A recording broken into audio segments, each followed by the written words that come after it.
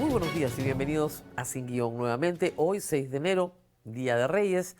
Feliz bajada de Reyes para todos aquellos que hacen una celebración importante hoy en muchos lugares del Perú. Pero hay también, por supuesto, mucha noticia porque la información no se detiene. Venezuela nuevamente en la agenda política del mundo, vamos a hablar de eso hoy, y también de lo que está sucediendo en el sistema de justicia. Amanecemos con la disolución de los equipos especiales que durante muchos años vieron el caso Lavallato, luego el caso Cuellos Blancos. El señor fiscal de la Nación ha disuelto todos los equipos especiales, incluidos los que lo investigaban a él mismo, sin que nadie diga ni hay. Eso también tiene una explicación y trataremos de entenderla en este programa, además, por supuesto, de noticias electorales. Pero antes de hacer todo el trabajo que tenemos para esta mañana para ustedes, tenemos que cumplir con nuestro auspiciador. Edipesa. Como la industria no puede detenerse, necesita soluciones reales. En Edipesa encuentras todo lo que necesitas para seguir produciendo. Soluciones para el sector minero, agrícola, construcción, automotriz, energía y carpintería industrial. Un solo proveedor y múltiples líneas de productos a nivel nacional con respaldo, experiencia y compromiso. Edipesa impulsando la industria a nivel nacional. Muy bien, y vamos primero al dictador en juicio. Maduro fue ayer presentado ante la corte en Nueva York. El juez que lo juzga tiene 92 años y su abogado, el señor Pollock, ha sido abogado de Julian Assange. Él los está representando tanto a Maduro como a su esposa Cilia Flores en por lo menos esta primera audiencia de lectura de cargos. Maduro es imputado por narcotráfico y terrorismo, pero son varios los cargos, ¿no es cierto? Conspiración, se califica además como un delito autónomo. Y esta lectura de cargos termina con la declaración del imputado sobre su, ¿no es cierto?, calificación de lo que él mismo ha hecho. Maduro se declaró inocente, su esposa también, completamente inocente, y señaló que él seguía siendo el presidente de Venezuela. La defensa de Maduro evidentemente va a tratar de deslegitimar la detención como detención arbitraria. Sin embargo, ya hay precedentes en los Estados Unidos muy claros y la ley es muy clara, de que no importa cómo fuiste introducido a los Estados Unidos para tu juzgamiento, si es que se establece que has cometido un delito contra los Estados Unidos. Y este parece ser el caso. Hasta ahí lo esperado. Sin embargo, una vez que el humo, ¿no?, baja y el polvo se asienta después de la batalla, uno comienza a ver el campo y se da cuenta de que las esperanzas del pueblo venezolano todavía, por lo menos, no han sido satisfechas. ¿Por qué? Delcy Rodríguez ha juramentado como presidenta de la República ayer. No sé, creo que tenemos la nota, ¿no? ¿Verdad? Delcy Rodríguez, eso fue ayer, Delcy Rodríguez ha juramentado como presidenta de Venezuela. ¿Ante quién? Ante su hermano. No es broma, parece parodia latinoamericana. Su hermano es el presidente de la Asamblea Nacional, que fue elegido presidente de la Asamblea Nacional también ayer. Y en este acto se escucharon discursos bolivarianos, discursos de defensa de Maduro.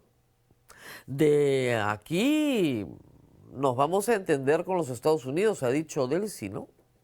Vamos a trabajar en una agenda de cooperación. Altos funcionarios de los Estados Unidos en entrevistas que han tenido en las últimas 24 horas dicen que efectivamente Delcy Rodríguez va a cooperar. El problema es que ayer en Venezuela detuvieron a 14 periodistas. A 14 periodistas por entrar a informar. Después lo soltaron. Pero el mensaje es, como dirían los gringos, business as usual. Aquí no pasó nada. Sí, lo vamos a defender a Maduro. El hijo de Maduro ahora es un vocero de la revolución bolivariana en la Asamblea Nacional. Y Trump insiste en que lo más importante es reconstruir la infraestructura petrolera de Brasil, de Venezuela. Eso es lo que le interesa, la reconstrucción de la infraestructura. Oiga, ¿y las violaciones de derechos humanos? Sobre eso vamos a regresar en un momento. Porque esas imputaciones no fueron hechas ayer en las Cortes de Nueva York. Narcotráfico, terrorismo y todos los delitos conexos con esas actividades. Asesinato, tortura, vulneraciones a la libertad de expresión, a la libertad de tránsito, el derecho a tener un pasaporte. Nada, nada en materia de derechos humanos, nada. En otro escenario, reunió, por supuesto, el Consejo de Seguridad de Naciones Unidas. Ahí China salió de frente a pedir la liberación inmediata de Nicolás Maduro, ¿no es cierto? Y obviamente expresó su protesta por lo que consideran un ataque al derecho internacional. Como yo les decía ayer, nadie duda de que Estados Unidos ha vulnerado el derecho internacional. Sin embargo, el representante de los Estados Unidos en el Consejo de Seguridad señaló varias cosas que sí son ciertas. Dijo, nosotros no le hemos declarado la guerra a Venezuela. No estamos en guerra con Venezuela. Ni con el Estado venezolano, ni con el pueblo venezolano. No tenemos una fuerza de ocupación en Venezuela. No tenemos un ejército en Venezuela. No queremos que Venezuela sea nuestra colonia. Y todo eso es cierto, claro, pero tienes a un presidente que dice que él va a dirigir el país. Entonces, van a dirigir el país sin una fuerza de ocupación. Con la cooperación de Delcy Rodríguez, personaje clave, importantísimo y poderoso en el régimen chavista. Los venezolanos comienzan a tener razón en cuanto a su preocupación por el retorno de la democracia. Se ha insistido desde el día domingo en la liberación de presos políticos y ayer tenemos detención de periodistas que luego fueron liberados. Ese es el primer acto del régimen. Aquí no hay libertad de expresión, acá no se informa nada. Acá seguimos haciendo lo que siempre hacemos, quejándonos de que nos devuelvan eventualmente a Maduro. Hay otro tema bien complejo, además. Hace pocos días, la administración Trump indultó al expresidente de Honduras, que estaba sentenciado y purgando condena en los Estados Unidos por narcotráfico. ¿Qué pasa si en 2 años Trump decide indultar a Maduro?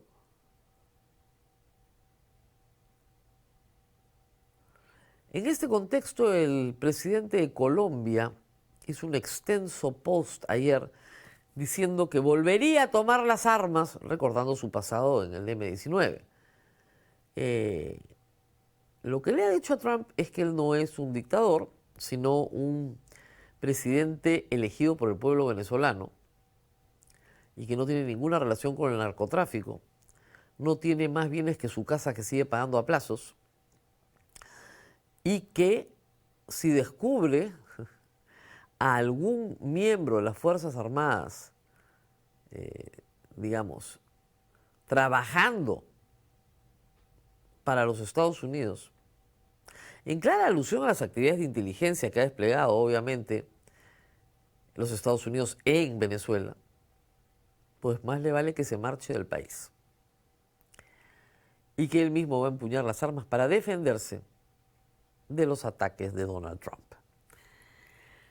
Mientras tanto, en los Estados Unidos, en varias entrevistas, porque el presidente de la República no ha vuelto a hacer una conferencia de prensa, pero ha dado varias entrevistas, además declaraciones en el Air Force One, ha señalado que Marco Rubio y varios otros, vamos a tener la lista ahora, van a liderar la transición en Venezuela.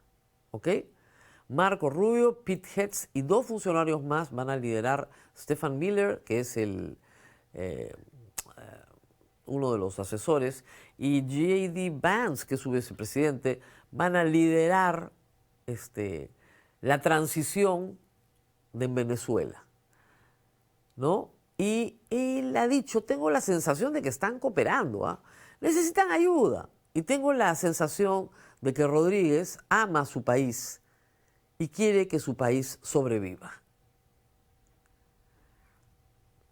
Palabras muy distintas a las usadas con María Corina Machado. Muy distintas. A Edmundo González no lo mencionan. Y como les decía hace un momento, hay un problema para muchos venezolanos mucho más grave que el narcotráfico, que nadie duda que haya estado vinculado a redes de narcotráfico. La cúpula del poder venezolano se ha hecho multimillonaria en el poder. Suiza ha tenido que congelar inmediatamente todos los activos de un conjunto de personas vinculadas a Maduro y a sus huestes.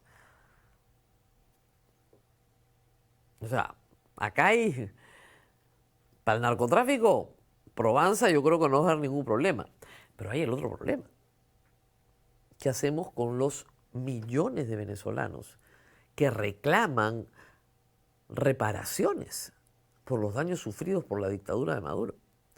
Y casos concretos, reitero, de asesinato, tortura y otras violaciones al debido proceso, a la detención arbitraria. Tenemos una demanda civil ya en los Estados Unidos. En Florida, ¿ok? Un grupo de ciudadanos que son estadounidenses venezolanos, ¿no es cierto?, están presentando una acción basada en la ley antiterrorista y la ley RICO, ¿ok? Pero no solamente contra Nicolás Maduro, también contra Delcy Rodríguez, contra Diosdado Cabello, contra Jorge Rodríguez y otros, ¿ok? Ese es un caso civil, no es un caso penal, es un caso civil de reparación por todas las violaciones a los derechos humanos. Esto se ha presentado en Miami, en Florida. Y por el otro lado, desde Argentina, la Fiscalía en Argentina también ha solicitado la extradición de Maduro. Y van a comenzar a solicitar las fiscalías probablemente de todas partes del mundo. Porque en todas partes del mundo hay venezolanos residentes que exigen justicia ante las autoridades de su lugar de residencia. La Fiscalía Federal de Argentina ha solicitado la activación de un procedimiento de extradición. Obviamente primero lo van a juzgar en Estados Unidos y lo van a condenar en Estados Unidos, pero luego va a tener fuera del territorio de Estados Unidos todos esos procesos abiertos, que son procesos a los que aparentemente el gobierno de Trump no da ninguna importancia. Pero para los venezolanos que hemos visto llorar el día sábado de felicidad, son los procesos que importan.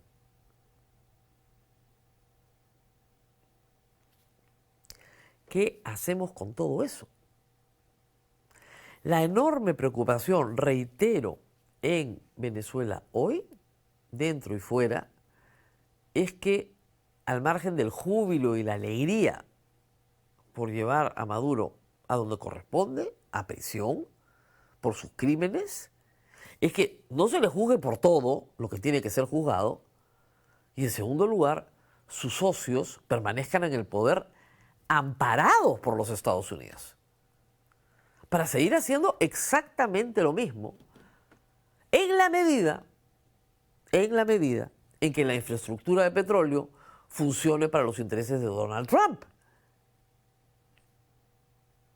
Y la democracia y la libertad. ¿Qué mensaje le está dando la administración Trump a América Latina para justificar sus hechos? ¿Dónde está la democracia esperada? ¿Dónde está la estabilidad? ¿O Estados Unidos ya no está interesado en la forma democrática de gobierno? Podría ser. Hay una historia sobre María Corina Machado que salió en el Washington Post, que yo quiero creer que no es posible, ¿no? Miren ustedes la nota que recoge La República de The Washington Post. Trump rechazó apoyar a María Corina Machado por aceptar el Premio Nobel de la Paz. Es decir, la aceptación del Premio Nobel de la Paz que se otorgó en Oslo a María Corina Machado se convirtió, según The Washington Post, que cita a un alto funcionario de la Casa Blanca, como un pecado imperdonable. Si lo hubiera rechazado, hubiera dicho no puedo aceptarlo porque le pertenece a Donald Trump, hoy sería presidente de Venezuela. Yo quiero creer que esto es una exageración, ¿no? Que es un chisme, que The Washington Post ha recogido esto para que se sepa el malestar, pero es absolutamente absurdo. En primer lugar, María Corina Machado no puede ser presidenta de Venezuela hoy porque nadie la ha elegido.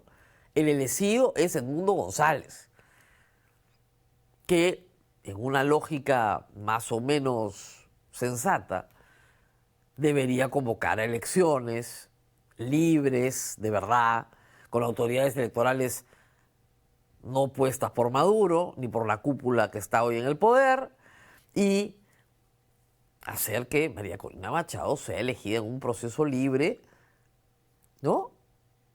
Muy pronto. Se supone que el presidente Maduro está temporalmente fuera del poder, para utilizar los términos de la Constitución de Venezuela. Pero que si pasan 180 días fuera del poder, se tienen que convocar de inmediato elecciones.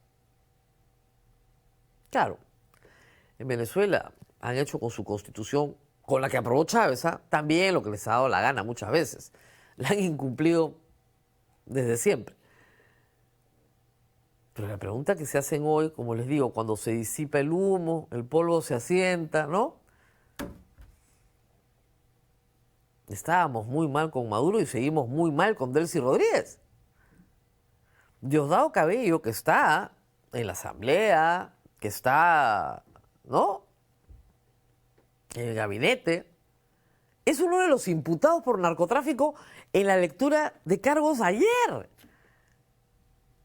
Y entonces él está cooperando, no pasa nada. El mensaje de Maduro nos lo llevamos porque no estaba cooperando, pues.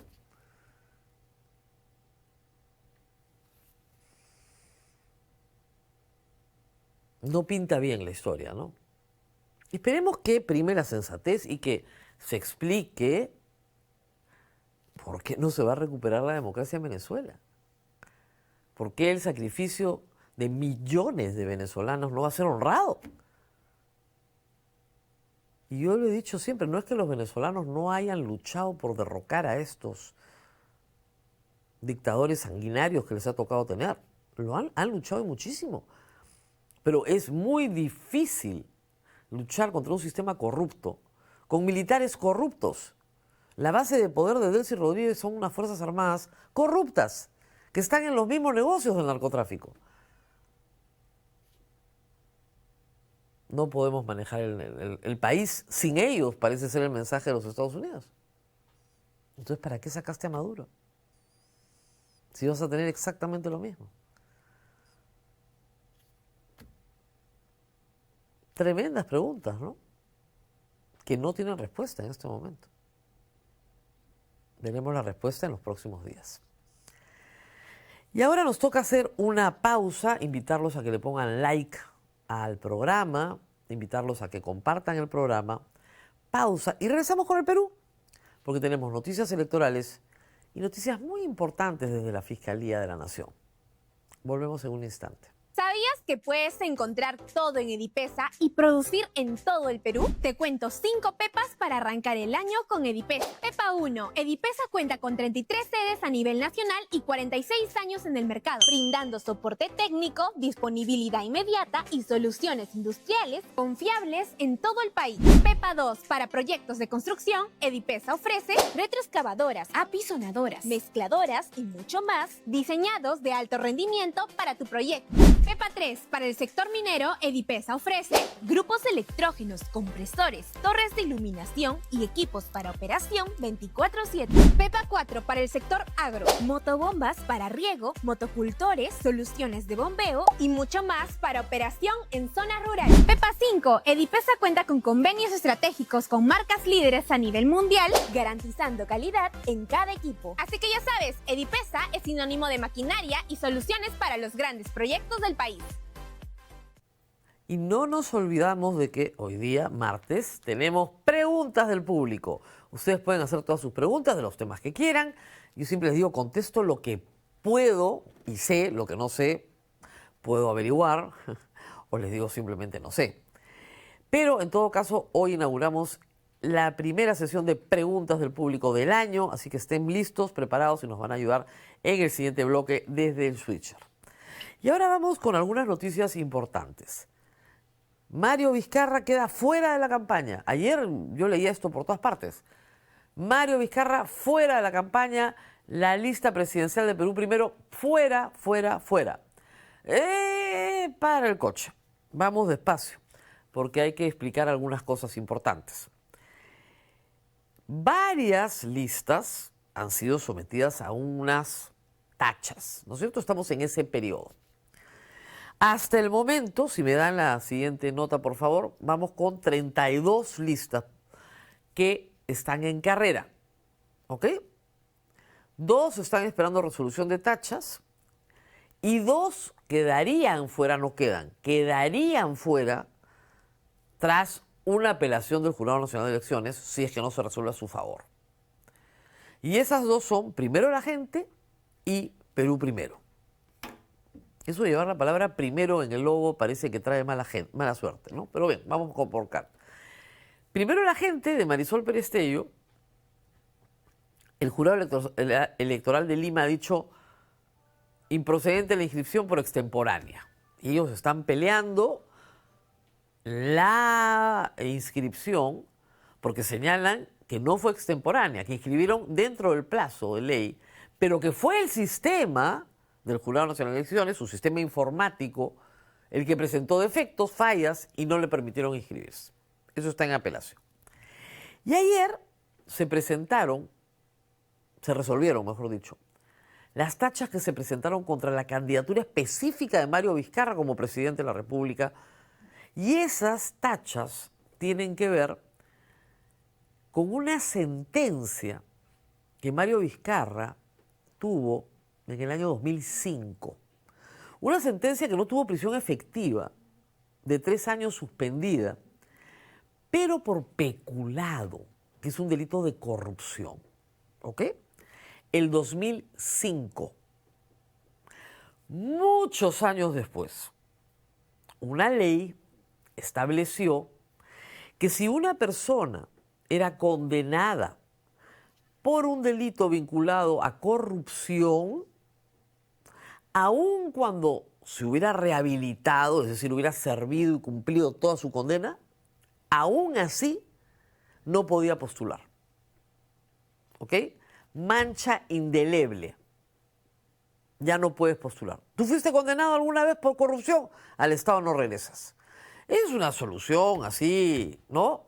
Draconiana, pero eso es la ley. Un candidato llevó al Tribunal Constitucional esa ley. ¿Por qué? Porque el derecho a resocializarte está en la Constitución.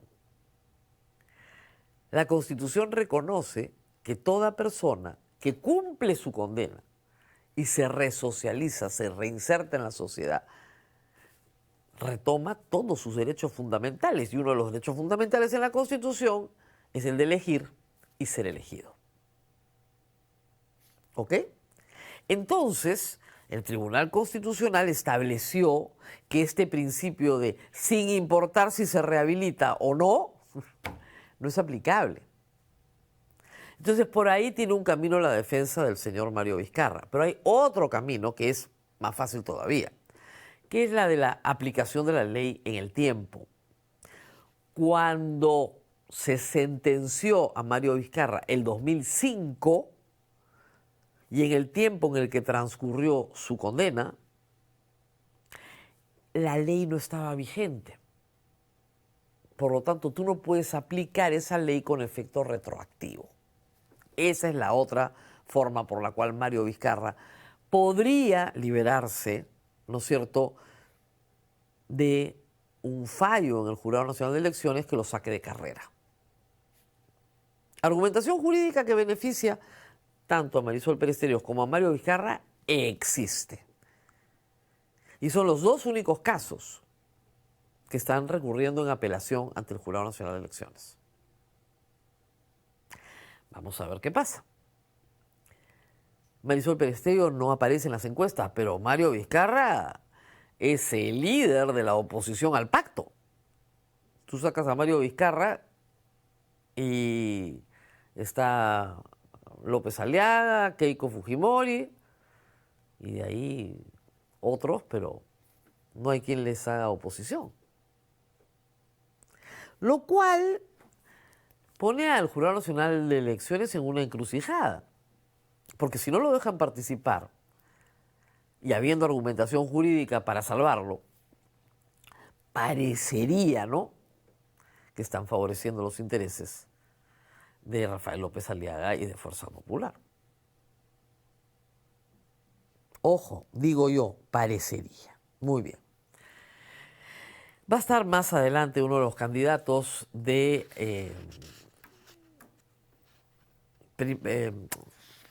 discúlpeme, hay tantos nombres, no es Primero la Gente, es Perú Primero. Va a estar el señor Alejandro Salas en un instante con nosotros. Vamos a conversar sobre este tema ampliamente. Dos noticias judiciales importantes. La primera viene de Fiscalía, ha sucedido esta mañana, pero ya estaba requete anunciado. Tomás Saladino Gálvez ha dicho que los equipos especiales no van más. Y lo dijo, los voy a disolver el día 6 de enero, que es Bajada de Reyes. Pero no por Bajada de Reyes a Jesucristo, sino porque nos bajamos a los reyes entre comillas. ¿Qué tal? O sea, no solamente lo ha hecho, sino que a sola firma, digamos, con alevosía y jactancia, acabó con toda la investigación del caso Lavallato y del caso Cuellos Blancos y del caso de las masacres que orquestó Dina Boluarte en el poder. También esos equipos especiales para afuera. Y el equipo especial que investigaba la corrupción en el poder, para afuera. Ya no queda nada. Se lo voló todo. ¿Ha habido alguna protesta, alguna queja? Lo venía anunciando. Tomás Saladino Gálvez ha desaparecido al equipo especial que lo investigaba a él como Cuello Blanco. Y reitero, lo ha dicho con orgullo, con fuerza, con ganas, en Reyes, porque se creían unos reyes. Los fiscales que ustedes conocen, el fiscal José Domingo Pérez, el fiscal Vela, regresan a sus plazas, a las plazas de origen de donde salieron para formar el equipo especial. Los expedientes, las carpetas fiscales, se mantienen en giro, no desaparecen los casos, ojo, pero se asignan a fiscalías ordinarias, que tendrán que, bueno, en algunos casos empaparse de los temas desde cero, en otros podrían ser los mismos fiscales que han estado viendo los casos, pero implica toda una reorganización. ¿Por qué termina así la historia, sobre todo el equipo especial Lavallato? Porque yo creo que los fiscales que estuvieron a cargo han cometido errores muy grandes, muy grandes. Se quisieron ganar el favor popular y se lo ganaron, porque demostraron un verdadero espíritu de lucha contra la corrupción en el Perú. Pero luego cometieron errores judiciales y jurídicos tan grandes que comenzaron a perder el aprecio popular, que ellos buscaron mediáticamente, porque lo buscaron. Tú no puedes imputarle a personas delitos que no existen. Y eso fue un tema central. Tú no puedes imputarle a una persona organización criminal, como el caso de Pedro Pablo Kuczynski, con su secretaria y su chofer. Esos abusos le han causado mucho daño a la persecución del delito, porque han favorecido a aquellos que no quieren que se persiga a los corruptos. Tomás Aladino Gálvez no está preocupado por la santidad del proceso, ¿no? Ni por los derechos humanos, ni por las garantías de la Administración de Justicia. Obviamente que no. Pero ha encontrado material suficiente para demostrar que en algunos momentos y en algunas oportunidades los fiscales abusaron de su poder. Y esos momentos los hemos señalado en este programa varias veces. Varias veces. Y eso los debilitó. Al punto que ahora desaparecen los equipos especiales a manos de alguien que estaba investigado por los equipos especiales. Es una tragedia para la lucha contra la corrupción. Una tragedia porque hay procesos en giro, una tragedia porque dilataron innecesariamente procesos que debieron haber durado 2 o 3 años y vienen durando 7, 8, pronto 10 años. Acá también hay responsabilidad, por supuesto, de todo lo que se hizo mal por parte de los fiscales. Y se hicieron muchas cosas mal. Podríamos hacer un balance, y vamos a hacerlo probablemente. Pero la razón por la cual la gente no está protestando en las calles defendiendo a los fiscales es esa. Todos recordamos el 31 de diciembre del año 2018, cuando el fiscal Chávarri destituyó a Vela, los sacó del equipo especial, y a José Moingo Pérez. ¿Y qué pasó esa noche de Año Nuevo? Una protesta callejera en respaldo de un trabajo que se veía verdadero, auténtico, de lucha contra la corrupción en el Perú y contra la corrupción en el poder. Hoy nadie está protestando. Eso debería hacer reflexionar a los responsables de lo que ha pasado. Reitero, no es que Tomás Aladino Gálvez tenga la razón, no es que esté preocupado por el debido proceso, no. Está preocupado por su interés particular. Lo último que le preocupa es la lucha contra la corrupción. Pero del otro lado, le dieron todas las armas para traerse abajo todos los equipos especiales formados para poder luchar contra las plagas que tenemos en la administración pública. Y eso es una muy mala noticia, muy mala. Finalmente quiero destacar que la presidenta del Poder Judicial, Janet Tello, ayer, en la cara de Fernando Rospigliosi, en la cara de José Gerí, les dijo que el Poder Judicial se respeta, que no es apéndice de ningún poder político, económico o fáctico, y que no va a permitir que se siga insultando a los jueces que han aplicado la Constitución cuando, aplicando control difuso, declaran inconstitucional una norma inconstitucional emanada del Congreso de la República. ¿Quién es el insultador número 1? Fernando Rospigliosi, que los llama jueces prevaricadores por aplicar la Constitución. Y se lo dijo en su cara. Así que algo de dignidad queda. Algo de dignidad y de sentido de la justicia queda. Muy bien, preguntas del público. Pregunten todo lo que quieren. Dennos un like hasta el momento. Les estamos contando todo lo que pasa en el país. Y vamos a la pausa para regresar con todo lo que ustedes quieran preguntar.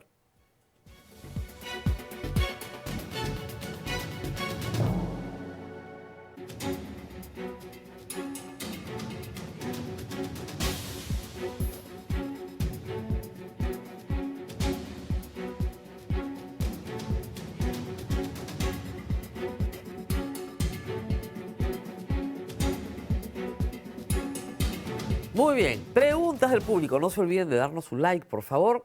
Y obviamente compartir el programa. Después les recordaremos que también se tienen que suscribir a todas las redes de la República para que les llegue por cualquier medio el programa a cualquier hora del día cuando ustedes lo quieran ver. Pero ahora sí, pregunten a ver cuáles son los temas que nos plantean. Ruth Rivas nos dice, doctora Rosa Maduro, a Maduro lo van a juzgar en los Estados Unidos y tiene que haber sentencia antes que lo juzguen con las leyes venezolanas. Es un tema muy complejo, sí. A ver, en este momento la jurisdicción que lo tiene bajo proceso es la jurisdicción de las Cortes de Nueva York, de la Corte de Brooklyn en Nueva York. Está ahí y ahí será juzgado, ahí será sentenciado y su sentencia se va a ejecutar. Normalmente cuando tú tienes una persona que tiene procesos en distintos países, culmina su sentencia en un país, es extraditado y es juzgado en otro país. Y así hasta que es juzgado en todos los países donde ha cometido delitos.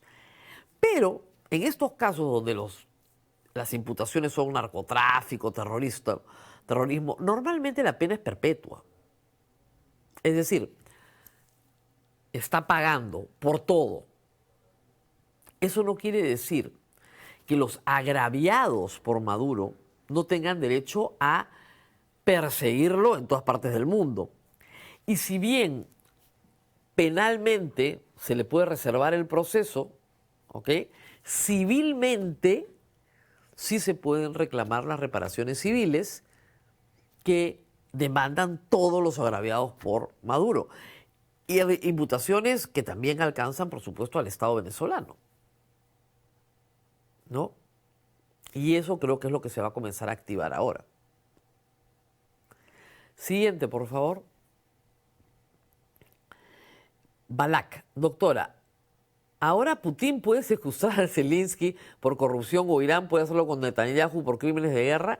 Bueno, efectivamente, lo que hemos visto es una violación al derecho internacional, sin duda. Y ayer se lo ha recordado China y Rusia en el Consejo de Seguridad. Sin duda. Estados Unidos ha dicho, nosotros hemos detenido a un delincuente que no era presidente de su país, era un dictador ilegítimo, y lo hemos llevado a la jurisdicción de los Estados Unidos. No hemos declarado la guerra, no hemos secuestrado, no. Secuestro implica pedir un rescate, hacerlo ocultamente, todo lo hemos filmado, ¿eh? No nos hemos ocultado ante nadie. Lo hemos detenido y lo hemos llevado a la justicia de los Estados Unidos, donde se va a someter a un proceso. No tenemos fuerza de ocupación, no hemos invadido Venezuela, no queremos que Venezuela sea nuestra colonia, no queremos anexar el territorio de Venezuela. Es muy diferente la situación de Israel en Gaza, es muy diferente la situación de Rusia con Ucrania.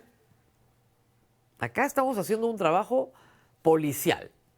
Detenemos a un delincuente cuyos delitos atentan contra la seguridad de nuestro país. Listo. Esa es la aplicación de Estados Unidos. Si Estados Unidos hubiera querido reforzar su caso mucho más, yo me hubiera ido por el tema de derechos humanos, ¿no? Pero no han querido. Pero, ¿qué pasa si Putin secuestra a Zelensky, lo lleva y lo somete a un proceso por narcotráfico en Moscú? Estados Unidos va a protestar. Pero no hay sanción real. ¿Por qué? Y lo expliqué ayer. Porque después de la Segunda Guerra Mundial, ¿ok?, el mundo se dividió. Y ciertas cosas, ¿no es cierto?, solo pueden ser sancionables en Naciones Unidas cuando no se ejerce el veto que tienen los que están sentados en el Consejo de Seguridad con derecho a veto, que son Estados Unidos, Rusia, China, Francia y el Reino Unido. Así de simple. Siguiente, por favor. Giancarlo Ale Cáceres Carrasco. Buenos días. Mi pregunta es, ¿el tiempo de Trump es poco? Sí, no. O sea, en Estados Unidos los presidentes duran 4 años. Eso tenemos la seguridad reelegibles a 4 más, pero Trump ya es reelecto, o sea que es poco, le quedan 3 años más. ¿El próximo presidente de Estados Unidos puede tirar al tacho todas las políticas de Trump hasta el momento? Sí, claro. ¿El próximo presidente de Estados Unidos puede indultar a Maduro? O sea, piensen ustedes en el expresidente de Honduras, que es llevado en la administración Biden, juzgado, condenado, y Trump lo ha indultado. Sí, el próximo presidente de Estados Unidos puede indultar a Maduro. Nunca indultaron a Noriega. O sea, ahí ha habido toda una negociación de dónde, no, pero sí. Y esta política, esta resurrección de la doctrina Monroe puede ser muy diferente porque hay que entender algo, los presidentes en los Estados Unidos tienen poderes sobre la política exterior omnímodos casi. Tienen pocos controles en lo que se refiere a política exterior. Pero en lo que se refiere a política interna, ahí sí tienen separación de poderes, check and balances, son muy rigurosos. En política exterior, según la Constitución de los Estados Unidos, el presidente es el representante de los Estados Unidos ante el mundo y toma una serie de determinaciones sin consultar con nadie. Es más, los extranjeros en los Estados Unidos prácticamente no tienen derechos reconocidos, por lo menos no por la administración Trump. Los extranjeros no tienen derechos. O sea, yo peruana tengo derecho a la libertad de expresión en mi Perú, por supuesto. Pero yo peruana tengo derecho a la libertad de expresión en los Estados Unidos, no se te reconoce ese derecho. Entonces, en lo que es política exterior, el presidente de los Estados Unidos tiene un gran poder. Menos limitado que el que tiene para política interna, donde sí está limitado por un esquema federal y está limitado por un Congreso y por un sistema de justicia que actúa con total autonomía. Entonces sí, algo le tiene que preocupar a Trump son las elecciones que tiene este año, hacia fines de año. La popularidad de Trump ha caído. Podría perder esas elecciones y entregar ambas cámaras a mayorías demócratas. Entonces, el mensaje al interior de los Estados Unidos es el que hoy debe estar preocupado por atender. Al pueblo americano le gusta, sí, que un dictador vaya preso y ahí no hay ningún problema. Lo que no le gusta son intervenciones en países extranjeros que duran mucho tiempo, que cuestan mucha plata y que matan a muchos soldados americanos. Eso no te lo aguanta nadie hoy en Estados Unidos, y menos a Trump. Entonces tiene que manejarse ahí. Muy bien, ¿qué más? Abel 002. Ahora sí. Caso señora Luz Pacheco. Si la Constitución es objetiva, ¿por qué los miembros del TC deben ser gente mayor? Triste verla en TV justificando sus acciones, por algo ya no los contratan en el sector privado. Mire, no se puede hacer de la edad un asunto fóbico como el que usted tiene, ¿no? En defensa de la experiencia, le contaré que el juez que va a juzgar a Maduro tiene 92 años. Es un juez tremendamente reputado. Ve pocos casos de muy alto perfil y tiene 92 años. El problema no es la edad. Para ser miembro del Tribunal Constitucional, como para ser defensor del pueblo, tienes que tener más de 45 años. De repente a usted eso le parece gente mayor. Pero lo que se acredita es una experiencia. ¿Ok? Y creo que su comentario de que por qué eres viejo no te contratan en el sector privado es bastante fóbico, ¿no? Edad fóbico. Siguiente, por favor. Sebastián Moreno. Doctora, ¿cuáles fueron algunos de los momentos en los que los fiscales llegaron de grupos especiales, abusaron de su poder? Mira, puedo señalarte algunos, ¿no? El amedrentamiento que tuvo el fiscal Vela contra el juez que se ha retirado muy bien, César San Martín. César San Martín se acaba de jubilar en la Corte Suprema. Un discurso muy bonito que reprodujo la República en estos días. ¿Y qué hizo? Como tenía que pronunciarse sobre una excepción de naturaleza de acción respecto a que si las donaciones de campaña eran o no eran lavado de activos, ¿se acuerdan toda la discusión que ha resuelto el Tribunal Constitucional? De nuevo, no porque el Tribunal Constitucional crea que ese sea el argumento, pero en fin, César San Martín y la sala que presidía César San Martín tenía que pronunciarse sobre una excepción planteada por los Humala. Para que no se pronunciaran, Vela denunció a César San Martín disciplinariamente ante la Junta Nacional de Justicia, para que no se pronunciara, porque sabía, y sabe hasta el día de hoy, que ahí no hay lavado de activos. Eso fue un abuso, y lo vimos todos.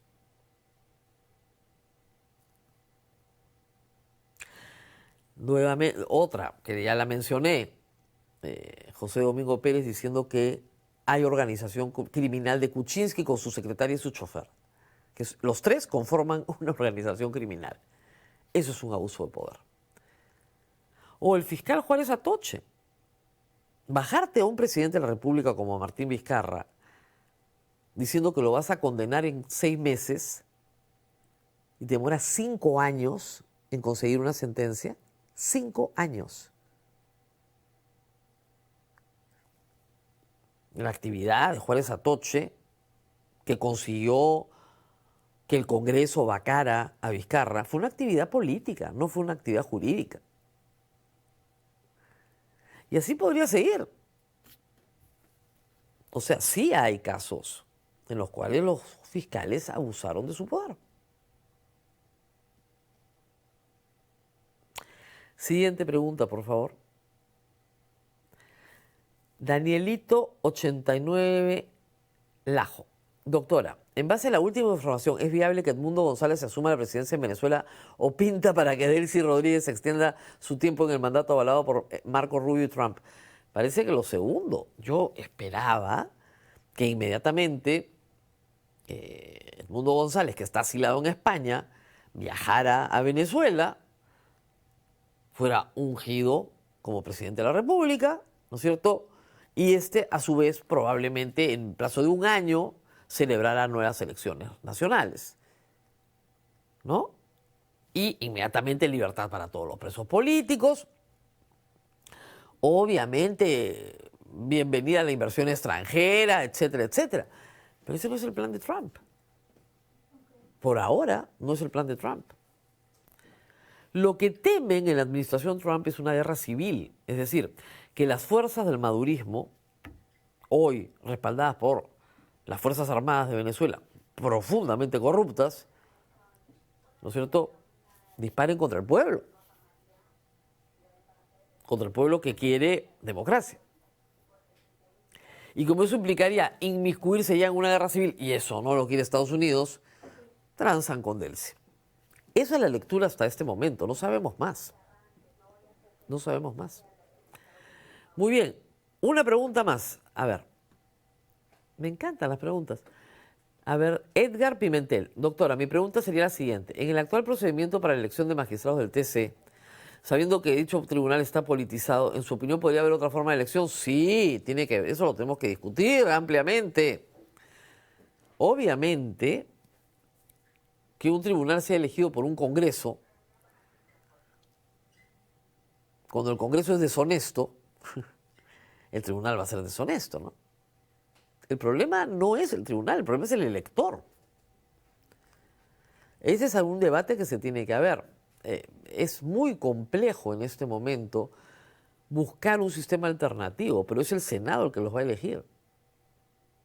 Y reitero, este Congreso ha elegido a este TC a la medida de sus necesidades para validar leyes inconstitucionales una y otra vez. Eso es prevaricato. O sea, este Tribunal Constitucional ha fallado contra el texto expreso de la Constitución, no una, varias veces. Varias veces. Yo espero que un nuevo Congreso lo primero que haga es procesarlos por falta grave. ¿Cómo le puedes dar iniciativa de gasto a los congresistas de la República? Nos tenemos que ir, ya me dijeron que sí, que nos vamos, pero me estaba olvidando una noticia muy importante, hablando de iniciativa de gasto de congresistas de la República.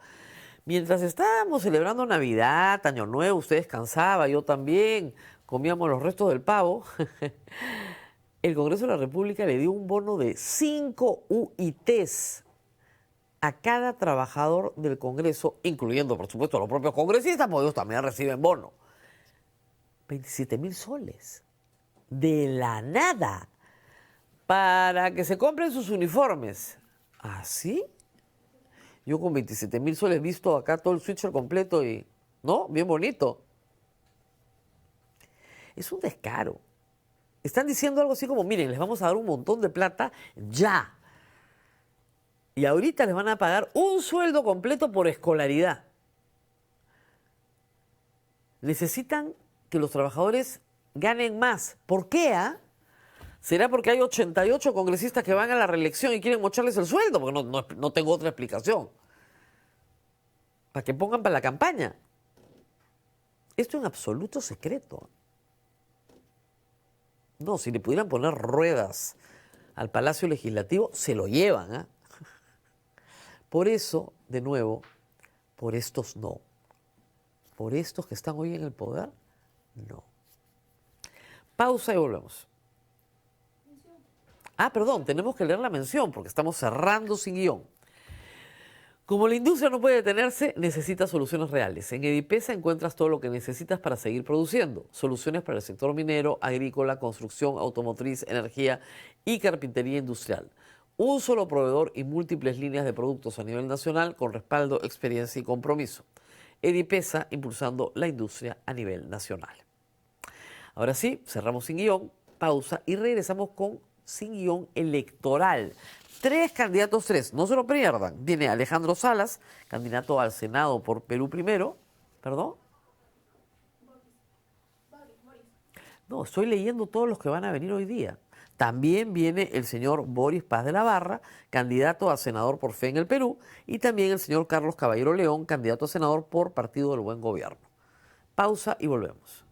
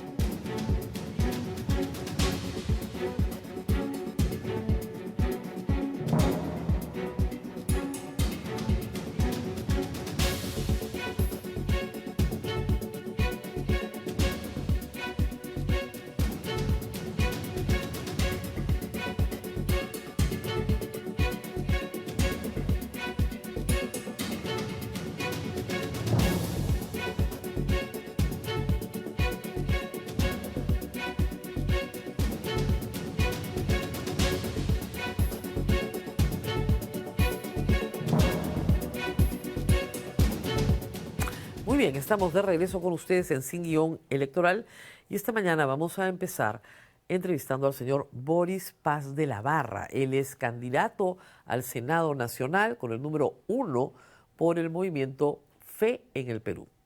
Ayer estuvo acá el candidato presidencial Álvaro Paz de la Barra, que es su sobrino, él es hermano del padre del candidato presidencial. Gracias por estar con nosotros.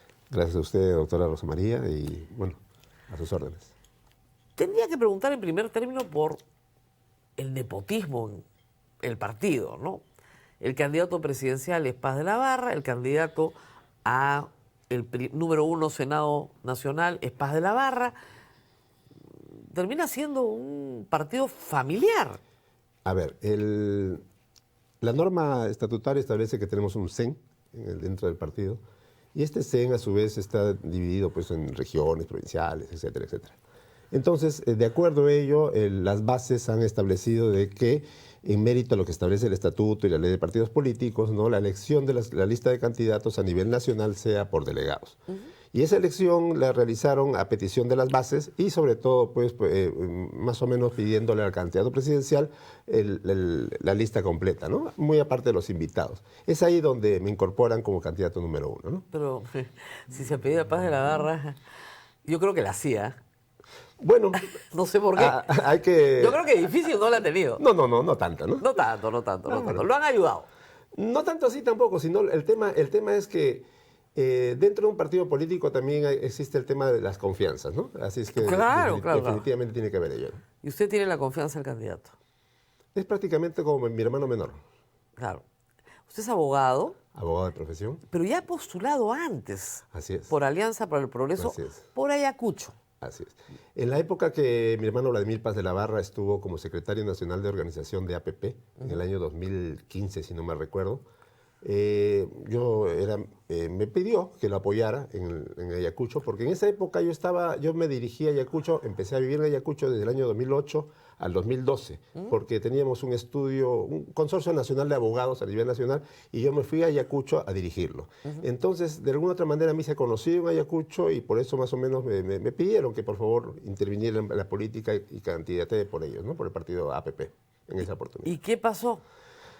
Recordemos un poquito que lo sacaron al candidato Acuña por regalar dinero, ¿no? Claro. 10.000 soles, ¿no? Y todos los candidatos a nivel nacional en esa oportunidad postularon, pero sin la cabeza presidencial, ¿no? Entonces, fue un desastre. Desastre, efectivamente. No hubo forma. Usted es abogado de profesión y estaba buscando sus antecedentes, y lo único que he encontrado es que ha sido abogado de Wilfredo Corima. A ver, no tanto así. Yo cuando llegué, para contextualizar, en el año 2008, cuando llegué a fundar el estudio en Ayacucho, empecé a ser abogado de muchas autoridades. El anterior presidente regional de aquel entonces, que era el ingeniero Ernesto Molina, también fui su abogado, abogado de muchas autoridades provinciales, distritales, alcaldes, ¿no? Y es así de que en una contienda electoral yo estaba como abogado de ejercicio y me llamaron para ser parte del equipo de Wilfredo Corima, en esa oportunidad como asesor de presidencia del gobierno regional de Ayacucho. No específicamente como de asesor personal, sino asesor de presidencia del gobierno regional de Ayacucho. Ha trabajado con los Corima. Así es, sí. Pero ningún problema. No, definitivamente. La experiencia y sobre todo pues la sabiduría del hermano mayor, como es Vladimir Paz de la Barra, siempre me dijo: hay que actuar siempre dejando huella en la actividad laboral, sobre todo si es pública.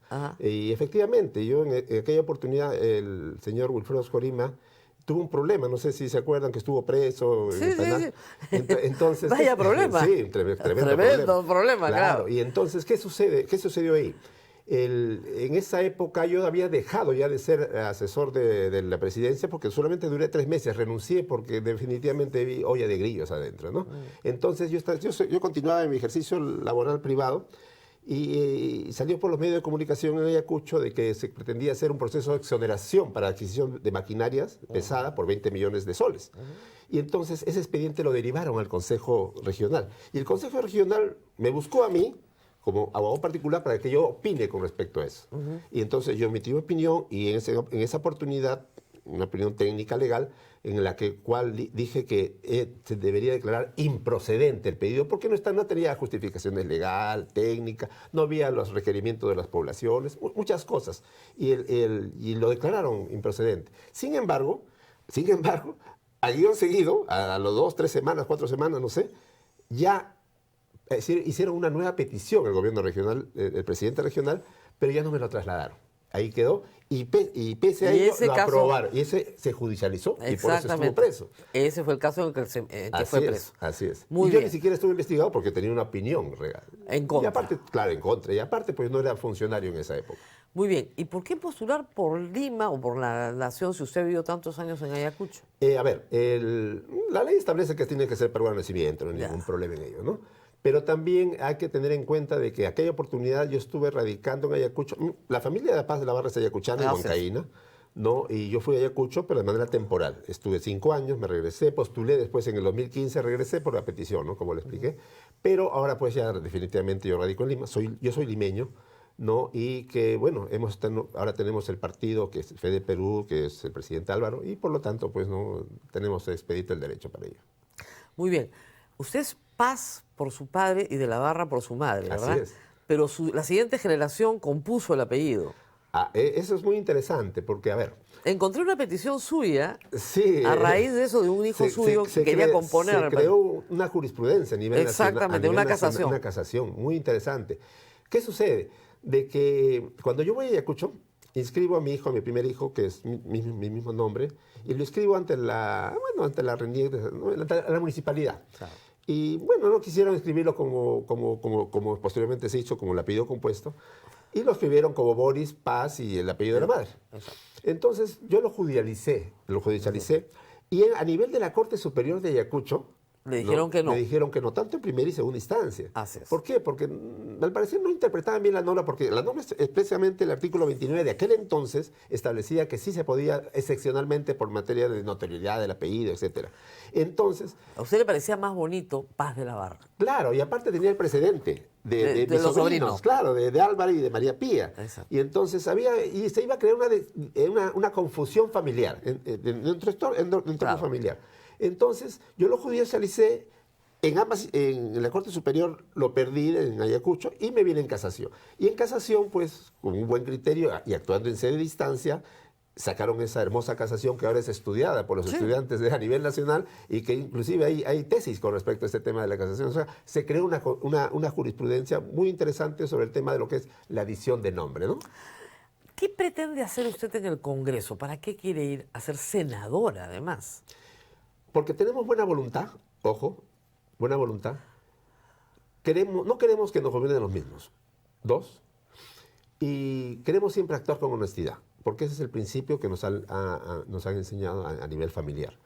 Es en ese sentido de que de alguna otra manera nosotros nos sentimos capacitados para ello, para ir a proponer temas que definitivamente se tienen que proponer y dejar sin efecto algunas normas, pues, sobre todo pro corrupción, con la finalidad de que tengamos un Congreso más honesto, más prístino, ¿no? Si se quiere decir en esos términos, ¿no?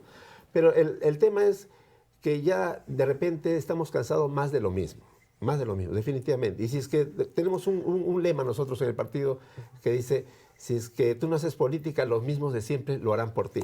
Bueno, por esto no es una gran ventaja para usted, porque ustedes no son estos, pero Así es. usted ya postuló por APP, ¿no? Así O sea, es. conoce a la gente de APP. Ahora, regresando al presente, ¿cuál es la ideología de Confé en el Perú? Porque su hermano se llama Vladimir, usted se llama Boris. Mi hermana se llama Tania Ivanova. Claro, ¿quién es el ruso de la familia? ¿Su padre? Mi padre, el abuelo de Álvaro, mi padre era socialista. Ya. O sea, en esa época, en esos años, era socialista o era saprista, ¿no? Claro, Más que todo, ¿no? más que todo. Y entonces, pues, a los hijos nos puso nombres socialistas, ¿no? Todos rusos. Todos rusos, así Ya, es. pero ustedes no son rusos ahora. No, definitivamente, ¿no? ¿Cómo se definirían?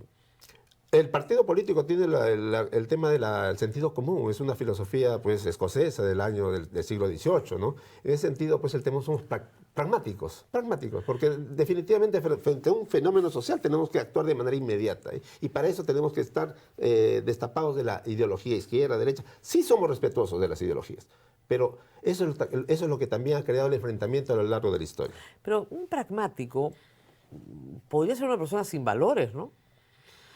Puede ser, sí, Puede como ser. también la persona de izquierda y de derecha, No, o sea, yo lo sé. definitivamente. Pero usted reconoce que ser pragmático implica que ustedes no tengan valores como partido. No, definitivamente. O sea, eso depende ya de la persona, del ser humano. No, del pero el ser en partido sí. tiene que tener algunos valores, Claro. creen algunas cosas. Claro, ahí tenemos establecido en nuestro programa, el cual se ha presentado en su oportunidad al Jurado Nacional de Elecciones. O sea, Claro, lo que ayer- tenemos una visión país, ¿no? Pero ayer discutía un poco el programa con el candidato presidencial y la verdad es que no entendí nada porque querían un referéndum en los primeros 90 días, un referéndum constitucional.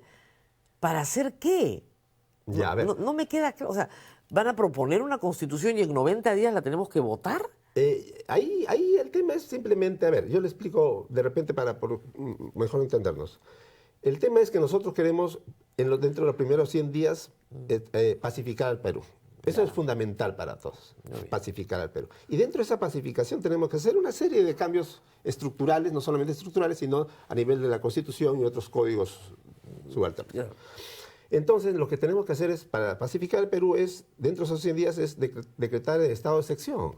Para decretar el estado de excepción para poder gobernar y expedir decretos presidenciales con la finalidad de que se puedan legislar o de alguna otra manera, el tema de la delincuencia, el tema de etcétera. Nos vamos por parte. Usted es abogado y sabe perfectamente que se puede dictar medidas extraordinarias por decretos supremos de urgencia. Ahí no necesita reformar la Constitución. Si usted quiere legislar en materia de ley, pide facultades delegadas. Así es. ¿Dónde está el referéndum constitucional? No, a ver, ahí yo tengo una opinión un poco distinta. A ver, lo que más o menos yo tengo esa idea y criterio es, en mérito a la facultad presidencial, sacar un decreto supremo mediante el cual, para no irnos a Asamblea Constituyente, hacer una especie de convocar a los notables expertos y ciudadanía en general, sindicatos, trabajadores, etcétera, con la finalidad que en un plazo determinado proyecten una reforma constitucional. Ya, la proyectan y la tiene que aprobar el Congreso. Así es. La proyectan una reforma constitucional, la cual dentro de un periodo determinado pues, se va poniendo a conocimiento de la población mediante entregables, ¿no? Mensualmente, con la finalidad de socializar las futuras reformas. Muy bien. ¿Ya? Y es en ese sentido que culminado el periodo... ¿De 90 días? De los 90 a 180 días, para el tema de la reforma. Ya. Entonces, el presidente la hace suya y la presenta al Congreso vía promulgación de ley. Entonces, una vez socializada ya pues está en manos del Congreso de la República aprobar o no. Y no olvidemos que también esta Constitución del 93 es fujimorista, tiene como más de 150 reformas constitucionales. Pero vamos por partes y cucharadas. Solamente el Congreso puede reformar la Constitución. Se puede hacer con referéndum o sin referéndum. Así es. Pero solo el Congreso puede reformar la Constitución. No hay otra vía. Así es. No existe. Ahora, usted puede hacer una reunión, un foro académico, puede reunirse con sus amigos, puede hacer una constitución completita, puede entretenerse con eso. El presidente de la República puede mandar un proyecto de constitución al Congreso, como quien manda un proyecto de ley, para su consideración. Pero si usted no controla el Congreso, no puede hacer absolutamente nada. Eso es cierto. Pero ojo, los entregables que se van a socializar cada mes a través de los medios de comunicación, porque se tiene que socializar para ver si la población está de acuerdo o no con determinadas claro, por supuesto, pero supone que están todos de acuerdo. Entonces, si el Congreso no lo aprueba... Esa es la voluntad política. Ya. Y ahí vemos quiénes verdaderamente quieren un cambio. Ahora, el problema con la Constitución no es su reforma, porque como usted lo acaba de decir, ha sido ampliamente reformada. Así es. O sea, la han reformado tanto que está irreconocible. Entonces, más bien, lo que va a discutirse es una contrarreforma. ¿Qué aspectos de la Constitución usted quisiera reformar? Por ejemplo, hay que despolitizar el tema de la elección de los órganos constitucionales al Tribunal Constitucional. ¿Cómo? Hay que buscar una forma. ¿Cuál Algo forma? parecida a la elección ahora de los miembros de la Junta Nacional de Justicia. ¿No? Pero de todas maneras va a haber un control indirecto porque también es los miembros de la Junta. Así es. Así es. Entonces, hay que buscar consensos, formas, hay que reunirnos. La cosa es debatir. Pero no tienen una idea. Pero esa es la primigenia, porque despolitizar de frente... la otra sería de repente, se puede plantear acá en la mesa, el tema es una elección popular. Pero el tema de la elección popular también, los jueces constitucionales no dirigen a la nación, sino es un ente netamente técnico.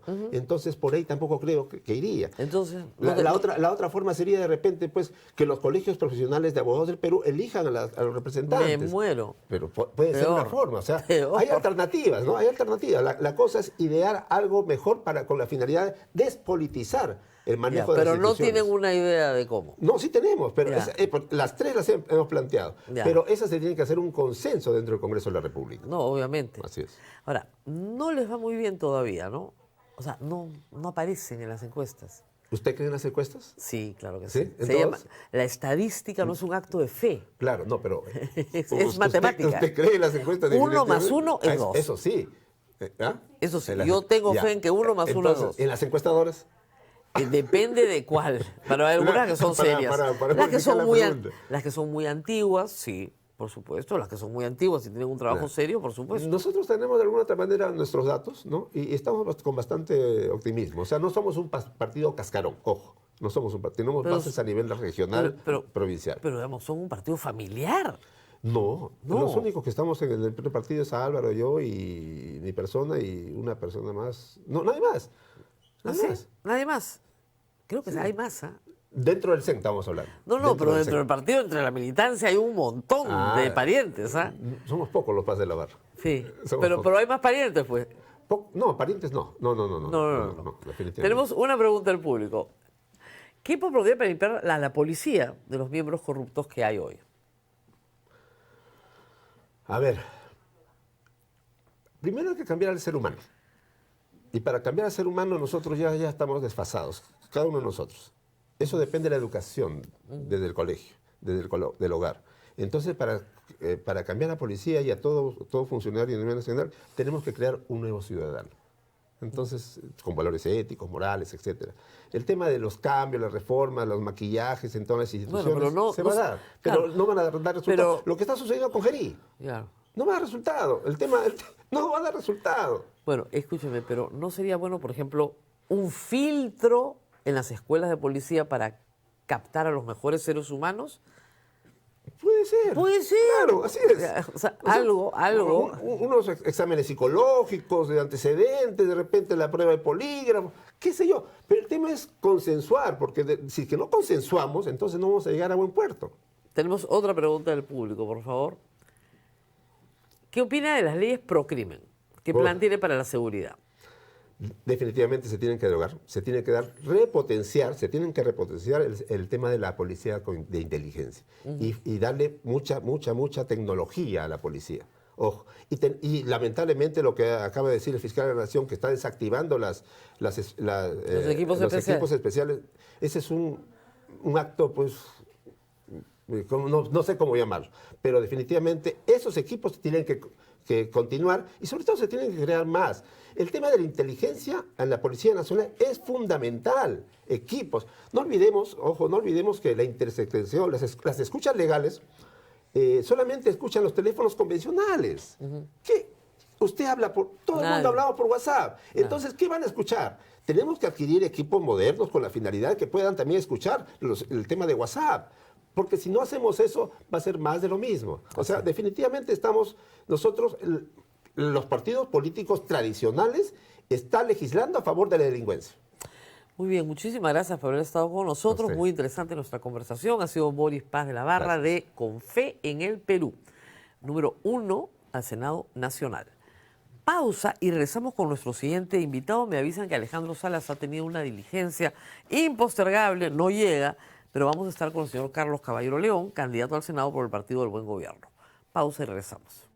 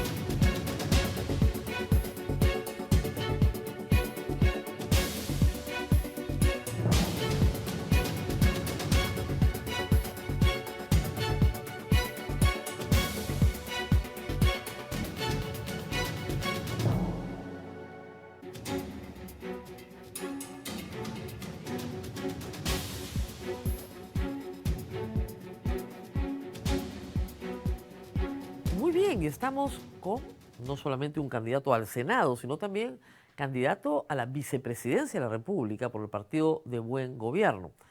Estamos con el señor Carlos Caballero León. Gracias por estar con nosotros. Buenos días, Rosa María. Gracias por la invitación. Usted es militar de formación, ahora en retiro, general del aire de la FAP. Mayor general. Mayor general, así se dice. Ha sido presidente de CONIDA y ha desarrollado una larga carrera en el sector público en las Fuerzas Armadas, pero particularmente en la Fuerza Aérea. Así es. ¿Cómo decide participar en política?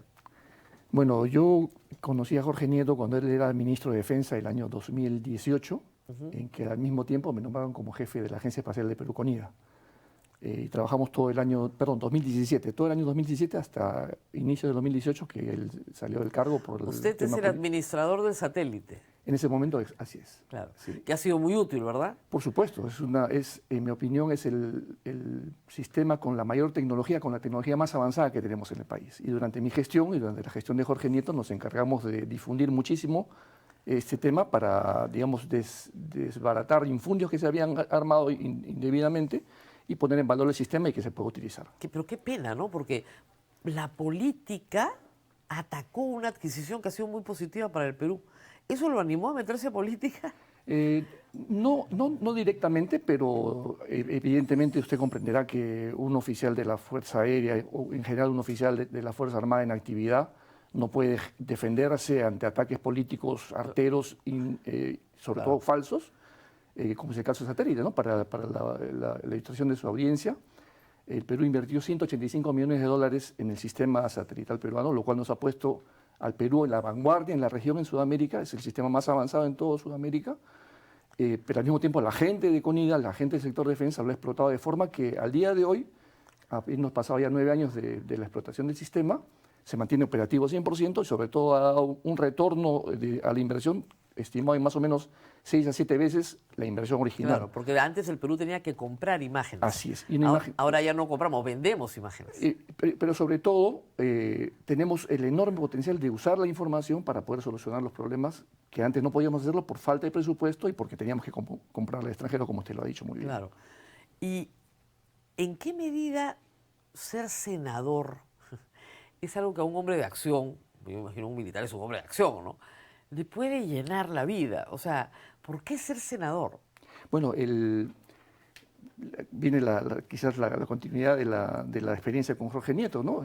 Desarrollamos una relación tan buena en el trabajo que trascendió ya los límites de la profesionalidad. Claro. Y cuando él salió y yo pasé al retiro en enero del 2019, fui convocado justamente para que se nos tramita la idea de crear un partido. Así es. Entonces, desde el 2019 que yo pasé al retiro, estoy trabajando de la mano de Jorge Nieto para esta iniciativa del Partido de Buen Gobierno. Lo intentamos en 2019, se truncó por el COVID, hicimos un segundo intento y recién al tercero logramos la inscripción en el año 2023. Claro. Y estamos participando Pero en políticas. Pero usted no participó en la aventura con Forsyth, ¿se acuerda? No, yo estoy con Jorge Nieto en el Partido de Buen Gobierno desde la creación hasta el día de hoy. Hasta el día de hoy. Así es.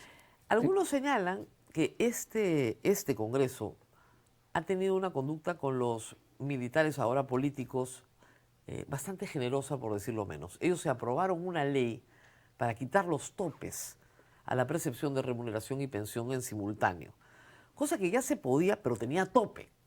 Y ellos aprobaron a sí mismos, se aprobaron una ley para que no lo estuviera generando un gran malestar. ¿Qué piensa usted de esa conducta? Bueno, yo pienso que de manera general el Congreso actual, pero la clase política desde hace mucho tiempo, tiene una conducta que es sumamente insatisfactoria con el pueblo peruano, ¿no?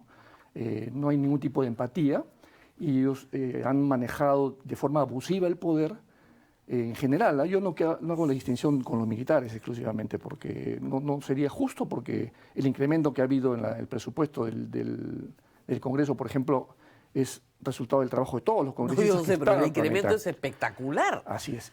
Pasaron de 800 millones a 1.600 millones en menos de 5 años. Digo que para el 2026 es 1.700 y pico, pues es una cosa pues exagerada, ¿no? Entonces, tener una clase política de ese tipo que, digamos, trata con desdén al pueblo, que no le interesa la opinión pública, para obtener beneficios indebidamente, no merece ser reelegida, no merece continuar. Entonces, cuando usted me preguntaba, por ejemplo, por qué un hombre de acción como yo entra a la política y al Senado, bueno, hay cosas que trabajar en el Congreso, ¿no? Este Congreso justamente ha trabajado de forma que ha roto el equilibrio de poderes, ha dado leyes indebidas y se han beneficiado, digamos, todos, ¿no? Todos. Acaban de hacer unos incrementos, unos bonos para Unos los bonos trabajadores para fin de año. que con la experiencia que tengo de 40 años en el sector público y casi 7 años en el sector privado, no huelen nada bien.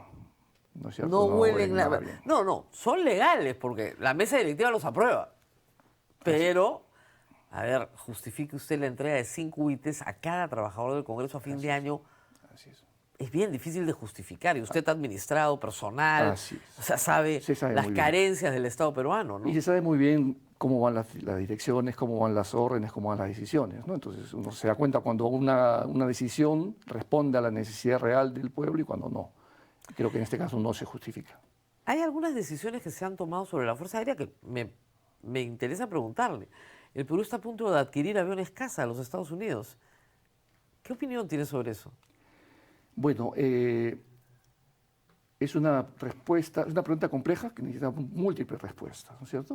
Por ejemplo, por un lado, las aeronaves de combate de la Fuerza Aérea ya han vencido hace mucho tiempo, ¿no? Teníamos como aviones de línea, de primera línea de los Mirage de los años 80, 86 llegaron al Perú.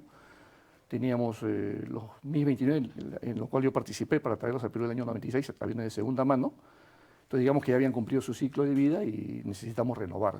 Por el lado de la necesidad, digamos que no hay ningún tipo de cuestionamiento. Al mismo tiempo, la Fuerza Aérea ha trabajado muchísimos años por trabajar este proyecto, quizás 12, 13 años. En este proyecto, para esta adquisición. Así es. Entonces, por el lado de la Fuerza Aérea, descarto que ha sido un estudio muy profesional. Evidentemente, siempre puede ser perfeccionado todo. Y del lado de la política, que ya tiene en sus manos el dossier desde hace quizás medio año, un año, Así es. corresponde tomar decisiones, ¿no? Entonces, la coyuntura es un poco compleja actualmente, ¿no? Porque comprar aviones es muy caro, ¿sabe? ¿No? Claro, el presupuesto es $3.500 millones de dólares. De dólares. El gobierno es un gobierno llamémoslo de transición, que quizás su objetivo primario sería el de O sea, irse ya, claro, las elecciones, irse. Organizar el Estado y entregarlo. Entonces, sin embargo, este fin de semana o quizás hace una semana se aprobó el financiamiento, que de nuevo no sale de la noche a la mañana, viene de muchísimos años. Y usted ha mencionado Estados Unidos. Particularmente no tenemos tradición en la Fuerza Aérea de comprar aviones de primera línea de Estados Unidos, ¿no? Como he repetido nuevamente, hemos tenido Mirage de Francia, hemos tenido Sukhoi y MiG de Rusia. Claro, Rusia. Tampoco el ejército tengo conocimiento que grandes sistemas hayan sido adquiridos en Estados Unidos y la Marina sí ha tenido embarcaciones de esa procedencia. Entonces es una decisión muy compleja, ¿no? Quizás ¿Que no debería tomarse en este momento? Digamos que lo ideal sería, creo que la experiencia manda que este tipo de grandes decisiones son tomadas por gobiernos entrantes con muchísimo poder, muchísimo respaldo. Y con vocación de permanencia, ¿no? Digamos que sí, ¿no? Así es. ¿Qué opina usted del tema de derechos humanos que ha unido mucho a sus colegas en el Congreso, sobre todo para aprobar leyes que impidan, ¿no es cierto?, la actividad judicial en el juzgamiento de graves violaciones a derechos humanos en los años 80 y 90? ¿Cuál es la opinión sobre estas leyes? Bueno, la época de los 80 y los 90 es una época de una tristísima recordación para el Perú, ha sido una tragedia nacional, ¿no? Usted recuerda, somos quizás testigos presenciales de esa época, ¿no? Que Perú sufrió. Usted sirvió en zonas de emergencia. Yo entraba a la Fuerza del año 80. ¿No sé? ¿Por eso? Entonces, digamos que Chuchi, el 18 de mayo, prácticamente coincidió con mi ingreso a la Fuerza Aérea y otro mundo se creó a partir de ese momento, ¿no?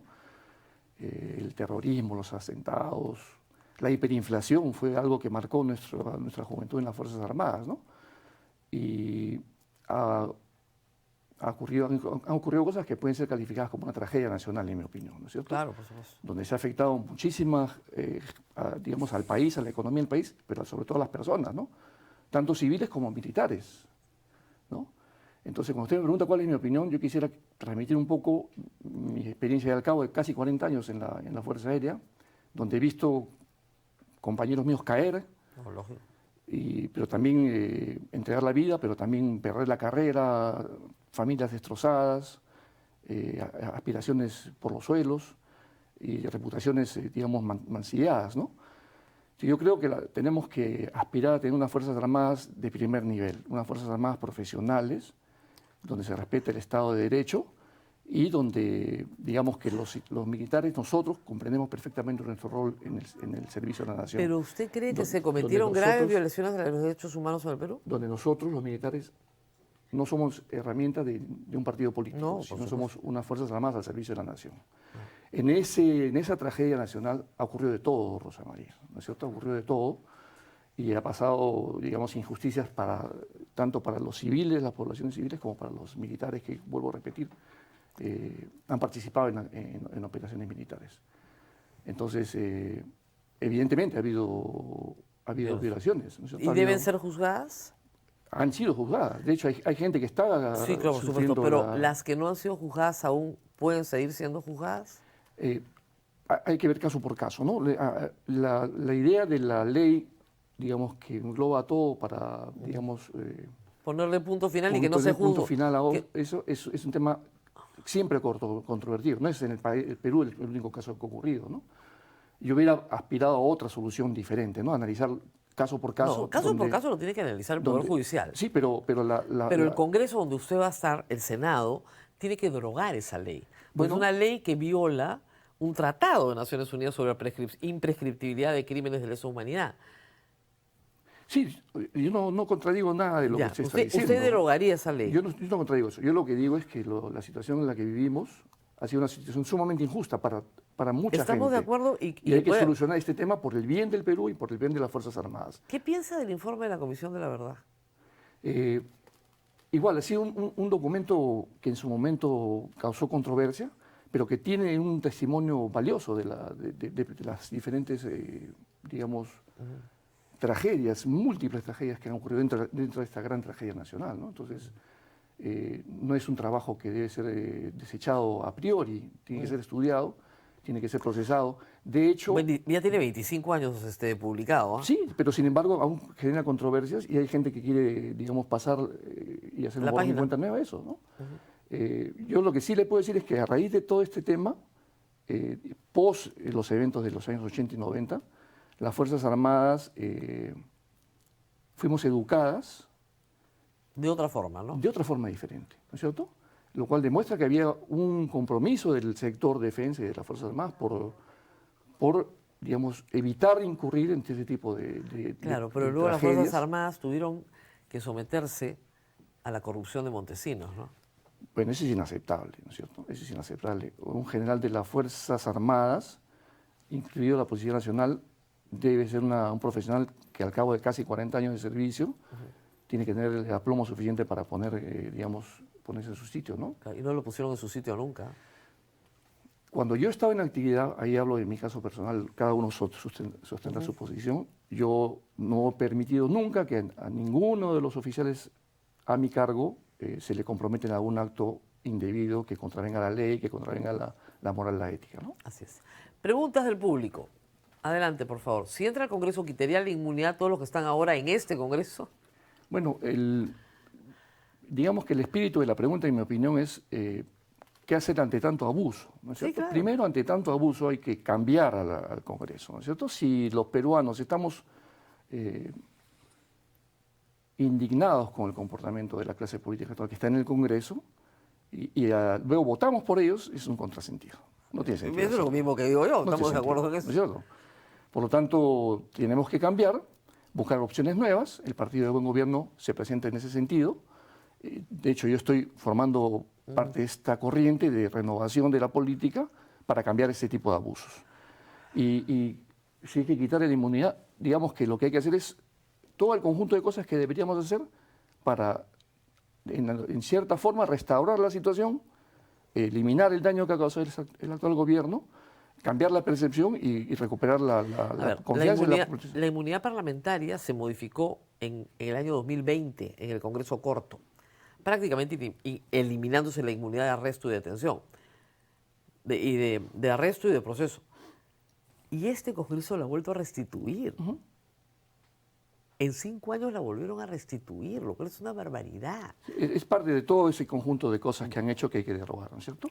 Otra- Está la ruptura del equilibrio de poderes, que para mí es gravísimo también, ¿no es cierto? Gravísimo. Los bonos y el saqueo de las finanzas públicas. Vamos a ver otra pregunta del público. Por favor, ¿qué propone contra la delincuencia y la reforma de la Policía Nacional? Bueno, ahí también hay un tema que, digamos, cito mis palabras anteriores, ¿no? Discúlpeme usted eso, pero un general que está, digamos, 30, 40 años de servicio de la nación y que llega con una suficiente aplomo y madurez y experiencia y conocimiento, no puede permitir que sus subordinados se corrompan y no hagan nada. Tiene que tomar acción. Salvo que él sea un corrupto. Salvo que sea corrupto, y si eres un corrupto, los políticos deberían tomar acción también. O sea, pero el jefe que es corrupto, de ahí para abajo todo se corrompe, ¿no? Así es evidente eso, ¿no es cierto? Entonces, es muy importante que los jefes sean bien seleccionados para que no permitan la corrupción. Ahora, visto el estado de cosas, en general en el Estado peruano, Rosa María, en el caso de la policía en particular, una situación tan amada por mí en particular, porque mi familia procede de la policía, hay que sanear, hay que eliminar los elementos que han causado todo este daño, ¿no? Sean jefes o sean subordinados. Casi cada día tenemos noticias de escándalo con relación al comportamiento de policías. Pero no solamente es el escándalo de su conducta y sus vínculos con el delito, sino que no tienen ninguna efectividad contra el delito que sigue creciendo en el Perú. Y lo que las personas nos piden son respuestas frente a la ola de delincuencia que vive el Perú, que ha incrementado en 5 años de 12 el número de asesinados al día a casi 6. ¿Qué proponen ustedes desde el Senado hacer frente a esa realidad? Bueno, en el plan de gobierno del partido estamos nosotros proponiendo un conjunto de acciones, ¿no es cierto? Hay un plan de seguridad, pero hay un plan específico contra las extorsiones que consideramos que es uno de los problemas más críticos que afecta a miles de personas en el país, ¿no es cierto? Pero de nuevo, el origen, yo quiero poner énfasis en que no se puede permitir que una institución tan importante se corrompa.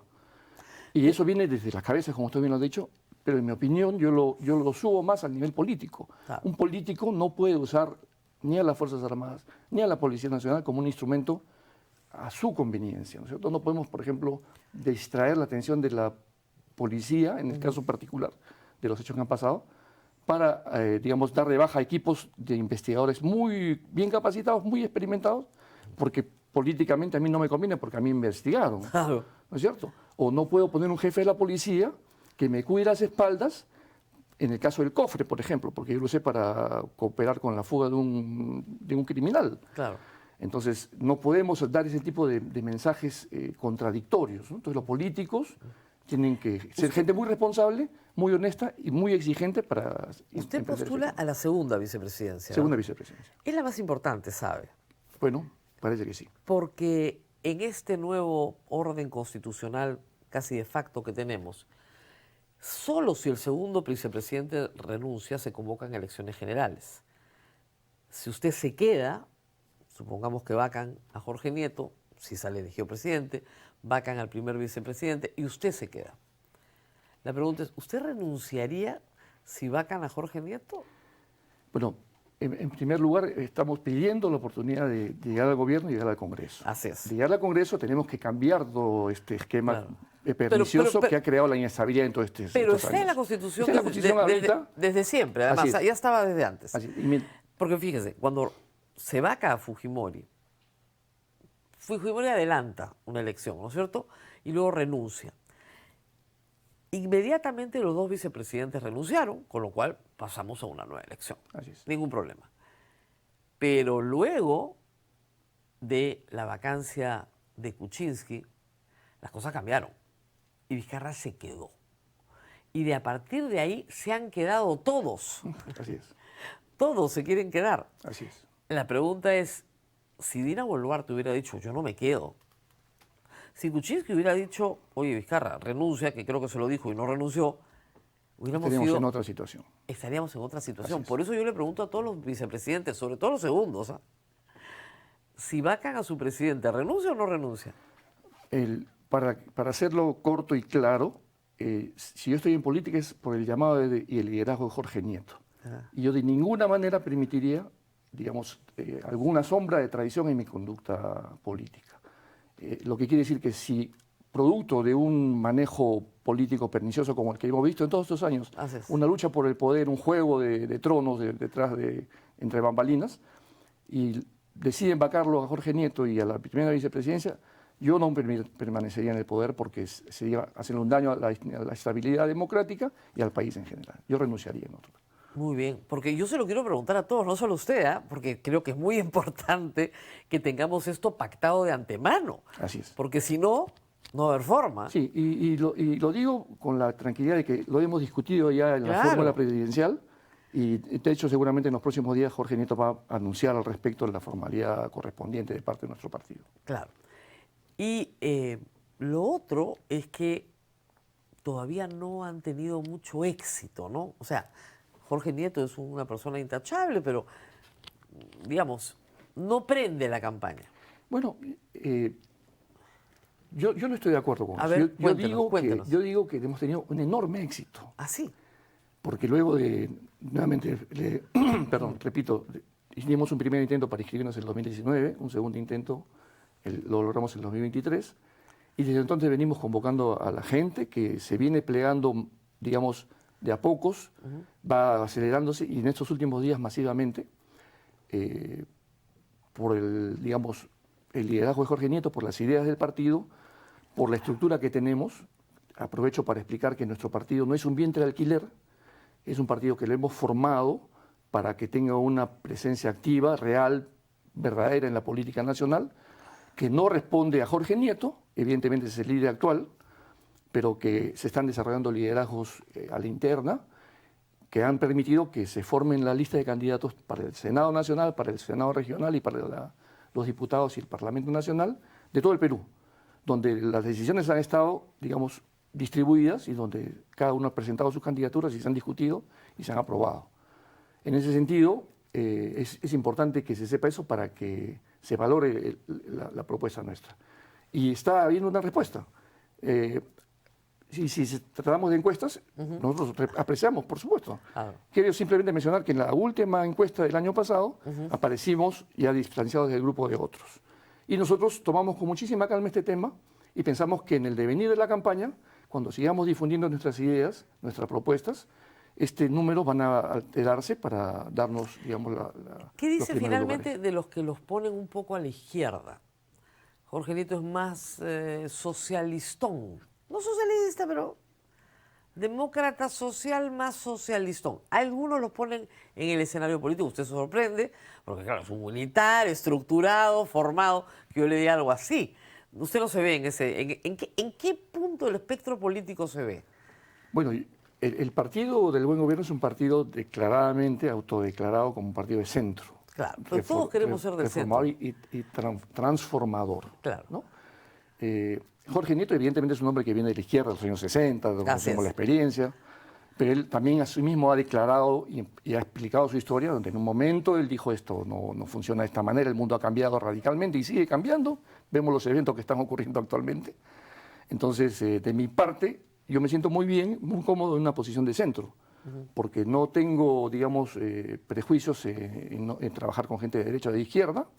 De hecho, todos los 40 años de mi experiencia en el Estado peruano, en las Fuerzas Aéreas, en las Fuerzas Armadas, he trabajado con gente, digamos, sin color político. Y la clave siempre ha sido unirnos. Y por eso el lema del partido es gobernar es unir. El Perú está demasiado desunido. Y si arrancamos una justa electoral señalándonos que ustedes blanco, azul, negro, rojo, y yo soy de izquierda, de derecha, no, por ahí no va el tema, ¿no? El tema va por proponer un buen gobierno que no haga lo que hemos visto que se han hecho en todos estos años, que respete a la población, la vida, la economía, y que se haga pues las cosas de forma eficiente. Jorge Nieto me preguntaba, él lo ha demostrado, ¿no? Lo bueno de nuestra, digamos, trayectoria es que está todo escrito, está todo documentado. Está todo. Y Jorge Nieto, por ejemplo, en el fenómeno del niño del año 2017, justamente ahí lo conocí, él hizo el trabajo convocando a todos los sectores, empresarios, Fuerzas Armadas, el Estado, y lo puso a trabajar a todos y muy bien, ¿no? Entonces, esa experiencia, digamos, breve, corta, pequeña en alcance, es lo que proponemos para hacerlo ahora a nivel nacional. Muy bien, ha sido Carlos Caballero León, candidato al Senado ¿Con qué número? Número 3. Con el número 3. Senado Nacional número 3. Senado Nacional y a su vez candidato a la segunda vicepresidencia por el Partido del Buen Gobierno. Gracias por haber estado con nosotros. Como no vino el siguiente invitado, hemos tenido un poquito más de tiempo con usted, así que mucho mejor. Y nos tenemos que despedir. Acá me despido en esta cámara, agradeciéndoles a todos su audiencia y recordándoles 3 cosas que siempre les recuerdo. Nos dan un like, necesitamos sus likes para que el algoritmo nos favorezca. Y, por supuesto, para que no nos separe el algoritmo, suscríbanse a todas las redes de la República. Acá están todas. Suscríbanse y de esa manera los videos que hacemos, todo el material que hacemos está a su disposición de manera instantánea, apenas lo hacemos. Y luego, por supuesto, para que ustedes lo revisen en el momento en que necesiten. Y finalmente, compartan el programa. Nosotros estamos tomando muy en serio el trabajo de traerles todos los días 3 candidatos, sea diputados y a senadores.